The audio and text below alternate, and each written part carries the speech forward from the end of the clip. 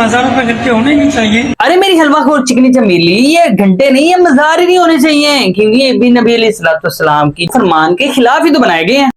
साले तू, क्योंकि ये तो मंदिरों वगैरह की पहचान है, यहाँ घंटे नहीं, यहाँ अल्लाह ऊपर की सदाएं होनी चाहिए। प्यारे प्यारे लाल पीले बगलोल बाबा जी, ऐसा नहीं हो सकता। आपने ये जो हलवा इस टाइम खाया हुआ है ना, और आप उस हलवे के नशे में मदहोश होकर, मस्त होकर ऐसी बातें कर रहे हैं ना कि यहाँ पर जो है वो अल्लाह अकबर की सदाएं होनी चाहिए, अल्लाह पाक का जिक्र होना चाहिए। ऐसा नहीं हो सकता, क्योंकि ये जो जगह हैं ये नबी अलैहिस्सलाम के फरमान के खिलाफ बनाई गई हैं। जब नबी अलैहिस्सलाम ने हमें इस चीज से मना फरमाया था कि मैं तुम्हें इस बात से मना फरमाता हूँ कि कब्र पर इमारत बनाने, उस पर बैठने से, उस पर मजावर बनकर बैठने से मैं तुम लोगों को मना फरमाता हूँ, तो तुम लोग इस बात से मना क्यों नहीं हो जाते? और ऊपर से तुम उल्टी उल्टी जो है वो तावीलें घड़ते हो, लोगों को गुमराह करते हो, लोगों के ईमान तबाह करते हो, अकीदे खराब करते हो। तार पे आके घंटा नहीं बजाना हमें अस्सलाम वालेकुम या वलीउल्लाह व रहमतुल्लाहि व बरकातहू ये कहना है। पर बाबा जी मेरा एक सवाल है कि हमें यहाँ पर आना ही क्यों है? और तुम लोग यहाँ पर आने के लिए आदाब और तरीके तो ऐसे सिखाते हो कि जैसे यहाँ पर पता नहीं कोई कितना कोई मुहज्जब काम होने वाला है। यहाँ पर करने तो तुम लोगों ने मुजरे ही हैं। यहाँ पे डांस पार्टी होगी, मुजरा होगा, इसके अलावा जो है वो नशा पानी होगा और फहाशी का जो सारा इंतजाम होगा।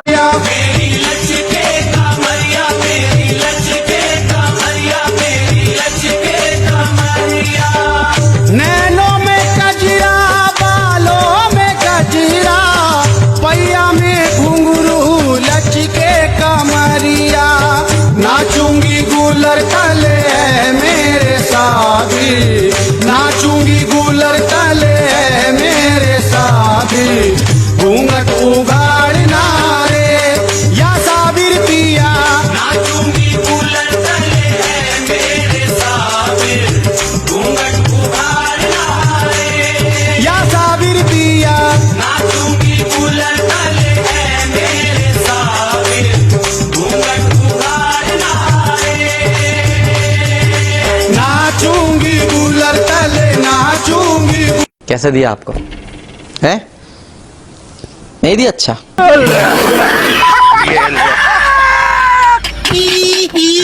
अच्छा, वैसे आप लोगों ने इस बात पर गौर किया कि ये बाबा जी हैं कौन? तो मैं बताऊं, इस तरह के बाबे होते हैं जो घर में अपने बच्चों के साथ और अपने पोतों और पोतियों के साथ बस इसी बात पर ही इतराज करते हैं कि हमारे बच्चे हमारे पास नहीं बैठते। भला घर में किसी बुजुर्ग के पास बैठे हैं तो इन्हें समाज में रहने का पता चले। तो हम इन्हें बताएं कि हमने अपने बाल धूप में सफेद नहीं किए, और इनके खुद के काम देख लो। यहाँ पर ये बकरे ही कन्याकुमारी बने हुए हैं, और अगर घर में इनको कोई काम बोल देगा ना कि बाबा जी ये फुला काम तो कर दें, तो ये कहेंगे कि पुत तानू पताते हैं कि मेरे गिट्टे गोटे कम नहीं कर दे। और मेरे लक विच भी दर्द रहती है और मैनू ते चुक भी पै गई थी। और यहाँ पर इनकी कमर की लचक देख लो और इनके ठुमके देख लो, तो आपको लगेगा कि इनके अंदर कोई लंडे की सस्ती सी महक मलिक की रूह आ गई है। और मैं इन बाबा जी को कहना चाहूंगा कि बाबा जी इस उम्र में अपना कुछ ख्याल करें, क्योंकि ये ना हो कि कहीं आपका कोई ठुमका बहुत जोर से लग जाए और हमें आपकी वीडियो पर ये लगाना पड़ जाए। टुर गए यार मोहब्बतां वाले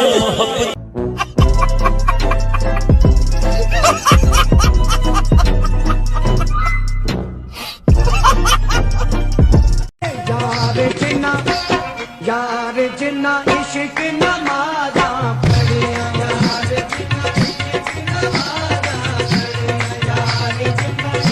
दोस्तों, क्या किसी ने कहा है कि असल ताकत पीर के करिश्मे में नहीं होती, पीर की करामत में नहीं होती, मुरीद के जाहिल होने में होती है। जब तक मुरीद जाहिल रहेगा, कुरान पाक से दूर रहेगा, इस्लाम से दूर रहेगा, तो पीर अपने करिश्मे दिखाता रहेगा और सादा लो इमाम को लूटता रहेगा और बेवकूफ बनाता रहेगा। मुझे लगता है कि पीर साहब अपनी इस मुरीद को जहन्नम में जो सजा दी जाएगी उसकी ट्रेनिंग दे रहे हैं, क्योंकि जो जहन्नम में अजाबात दिए जाएंगे उसमें से एक शक्ल उसकी ये भी है कि जिन लोगों का अजाब होगा उनको जहन्नम में उल्टा भी लटकाया जाएगा। या फिर ये हो सकता है कि जैसे वो कहते हैं कि इसकी अकल घुटनों में है, या फिर इसका दिमाग जो है वो घुटनों में चला गया, तो पीर साहब इस बात की कोशिश कर रहे हैं कि इसे उल्टा करके लटकाया जाए ताकि इसका दिमाग जो है वो सही ठिकाने पे आ जाए, सही जगह पर आ जाए। क्योंकि ये बंदा अपने दिमाग से नहीं सोचता, ये बंदा अपने घुटनों से सोचता है, या फिर ये भी शक्ल हो सकती है कि इस बंदे ने अपने पीर साहब को सही तरह से चंदा ना दिया हो। जहालत के बहुत से दर्जे होते हैं, तो ये जो दर्जा है ये सबसे मेन दर्जा है कि पीर साहब आपको जो बोलते जाएंगे आप वो आंखें बंद करके बगैर किसी सवाल के आप वो मानते जाएंगे और वो करते जाएंगे।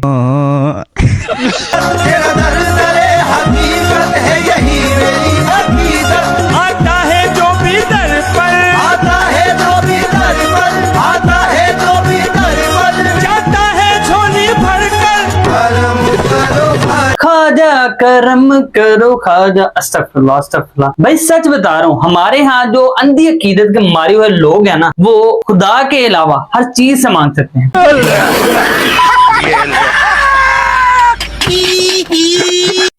जो मांगना हो खुदा से मांग। अरे कमबख्त ये अल्लाह वाले, जो मांगो इनसे मांगो। जो बेरोजगार हैं उनको रोजगार अता फरमाइए। मौला गरीब नवाज, मौला गैब से मदद फरमाइए। हुजूर आप दिलों के हाल बेहतर जानते हैं मौला। गरीब नवाज इनकी तकदीरों को संवार दीजिए, अपने दरवाजे से नेमतें बख्श दीजिए गरीब नवाज। और उस शख्स से बढ़कर कौन गुमराह हो सकता है जो ऐसे को पुकारे जो क़यामत तक उसे जवाब न दे सके और उनको उनके पुकारने ही की खबर न हो। और जब लोग जमा किए जाएंगे तो वो उनके दुश्मन हो जाएंगे और उनकी परस्तिश से इनकार कर देंगे। अल्लाह इस गुनाह को नहीं बख्शेगा कि किसी को उसका शरीक बनाया जाए, और इसके सिवा और गुनाह जिसको चाहेगा बख्श देगा। और जिसने अल्लाह के साथ शरीक बनाया तो बेशक वो रास्ते से दूर जा पड़ा। और अल्लाह ही की इबादत करो और उसके साथ किसी चीज को शरीक न बनाओ। और जान रखो कि जो शख्स अल्लाह के साथ शिर्क करेगा अल्लाह उस पर बहिश्त को हराम कर देगा और उसका ठिकाना दोज़ख है और जालिमों का कोई मददगार नहीं होगा। और उस शख्स से बढ़कर कौन गुमराह हो सकता है जो ऐसे को पुकारे जो क़यामत तक उसे जवाब न दे सके और उनको उनके पुकारने ही की खबर न हो। अच्छा, वैसे कैसी बदकिस्मती की बात है इन नवाखोरों के लिए कि इनसे कभी भी दीन का काम नहीं हो सकता, क्योंकि इन लोगों ने इस बात की कसम खाई हुई है कि इन लोगों ने दीन का बेड़ा गर्क करने में कोई कसर नहीं छोड़नी।